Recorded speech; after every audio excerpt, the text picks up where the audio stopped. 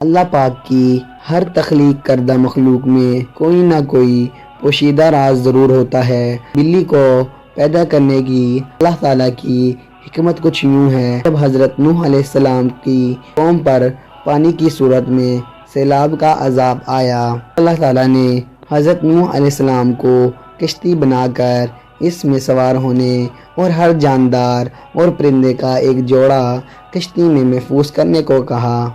تو حضرت نوح علیہ السلام نے اللہ کے حکم کی تعمیل کی۔ کشتی پانی میں تھی اور اس دوران کشتی میں چوہے پیدا ہو گئے۔ انہوں نے کشتی میں موجود تمام اناج اور غلہ خراب کرنا شروع کر دیا۔ اس کے ساتھ ساتھ کشتی کو کاٹنا شروع کر دیا، جس کی وجہ سے کشتی میں پانی داخل ہونے کا خدشہ پیدا ہو گیا۔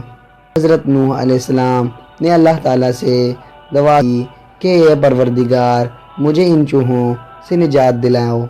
اس وقت اللہ عز و جل نے حضرت نوح علیہ السلام کو حکم دیا کہ کشتی میں موجود شیر کی پیٹھ پر ہاتھ پھیرو۔